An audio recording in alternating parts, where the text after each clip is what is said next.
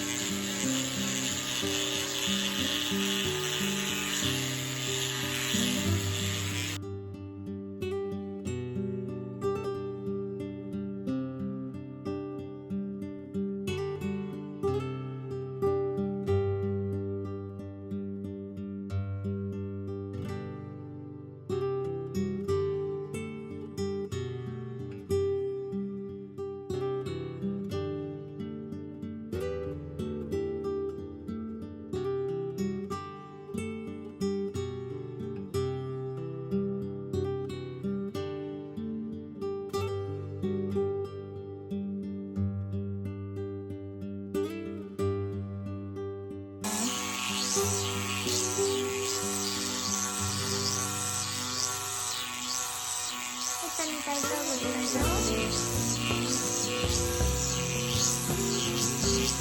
よ。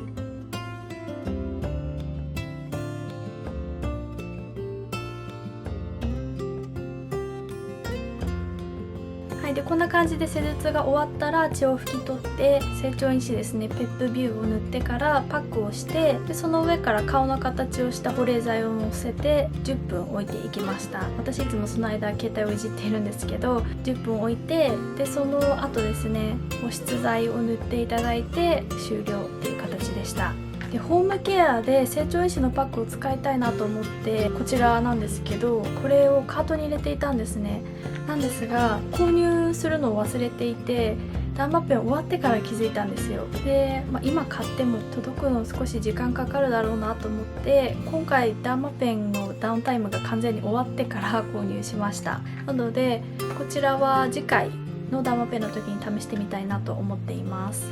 でこれ成長因子入りのパックだそうで、リジェンスキンの SRS マスクパックプラスっていう名前なんですが、気になる方がいらっしゃったら概要欄の方にリンクを貼っておきますね。これ結構高いんですよ。5枚入りで7000円ちょっとだったかなぐらいなので、私いつも高くても300円ぐらいのパックを使っているので、これすごい高いなと思ったんですけど、次回使ってみて、良ければリピートして、そこまで変わらないなと思ったらリピートしないので、これは次回試してみようと思います。それではここから肌の経過をご覧いただきたいと思います。約1週間ぐらい撮影したんですが、今回、結構出血したからなのか赤みが収まるスピードが遅くて、元の状態に戻るまでに1週間半とかかかったかなっていう感じがするので、最後の方でも肌赤いんですが1週間撮影してみました。ということでご覧いただきたいと思います。どうぞ。こちら施術前の動画です。腸内環境を整えたいっていうのと、あと乳製品を食べるとニキビが増える体質なのか実験しようと思って毎日ヨーグルトを食べていたんですけど、見事に顎にニキビができてしまいました。今までそんなにたくさん食べる習慣はなくて、特に肌荒れはしていなかったので、あまり食べ過ぎないように心がけようと思います。こちら施術後の動画です。顎のニキビは施術前に潰れていたので、その部分は避けて施術してくださいました。今回はおでこはそこまででもないんですけど、頬から下の部分は赤みが結構出ていました。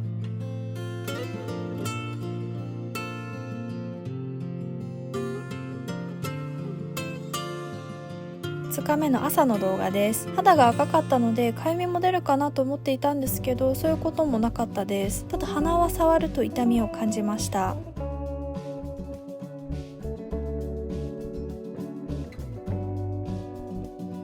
でこの日は出かける用事があってメイクをしないといけなかったので、ベースメイクをしている動画を撮影してみました。保湿剤のプロペトをべったり塗っているので、まずはティッシュで押さえていきます。日焼け止め対策はしっかりしないといけないので、紫外線予報ノンケミカル UV ジェル F SPF30 PA3 プラスを顔全体に塗っていきます。で擦ると痛いのでパッティングするような形で塗っていきました。出かけるといってもファンデーションのカバー力はそこまで必要なかったのと、あと落としやすいものが良かったので MIMC のミネラルリキッドファンデーションを全顔に塗ってから、赤みをもう少し隠したい場所にローラメルシエのフローレスルミエルラディアンスパーフェクティングクッションを使って、でスポンジは使い捨てのものを使用して塗っていきました。肌がちょっとデコボコしているので仕方がないんですが、ミルククレンジングを使ったんですけど、ベースメイクの落としにくさはありました。こちら2日目の夜の動画です。少しだけ赤みが引いたんですけど、まだまだ顔の主に下半分は赤かったです。白ニキビとかも今回はできませんでしたし、顎のラインが痒くなるっていうこともありませんでした。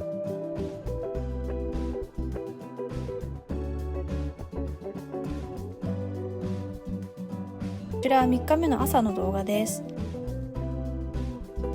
前日の夜と比べると肌の赤みに関してはそこまで変化はないんですが、顔が乾燥してきた感じはありました。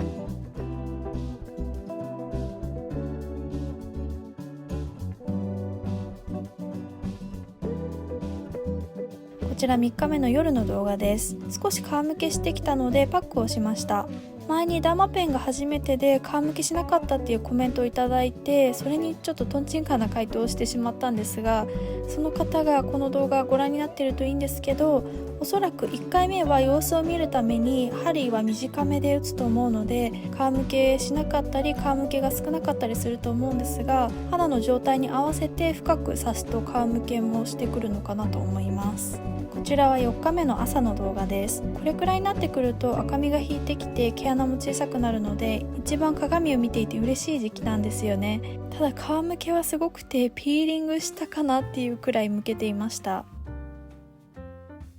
こちら4日目の夜の動画です。ちょっと髪の毛を乾かす前なのでボサボサなんですが、こんな感じでほとんど元に戻っているんですけど、やはり鼻下の赤みは元に戻るまで時間がかかって、顎も皮むけがひどくなっていました。ここからは1日に1回だけ撮影していて、全て夜に撮影しました。こちら5日目の動画です。4日目まではプロペトを塗っていたんですけど、この日からダーマトリーのハイポアレルギーシカクリームを使っていきました。鼻の下の皮むけはだんだん落ち着いて、あとは顎の皮むけが少し残っている状態でした。こちら6日目の動画です。同じことのリピートになってしまうんですけど、少しずつ肌の状態が戻っていて、もうほとんど元に戻っているんですが、やはり自分で鏡を見てみると鼻の下と顎の赤みはちょっと気になったので、あともう1日撮影することにしました。皮むけはもう落ち着いていたかなと思います。こちら7日目の動画です。毛穴の見た目はそこまで変わっていないように見えるんですけど、ファンデーションののりは確実に良くなっていて、毛穴は隠しやすくて、あと張りも出ているような感じがしました。まだ頬が少し赤いんですけど、だいたい1週間半後くらいにはもう少し赤みは収まったかなっていう感じです。はい、いかがでしたでしょうか。今回5回目だったんですけど、やっぱり前回4回目のダーマペンをしたのが1月だったので、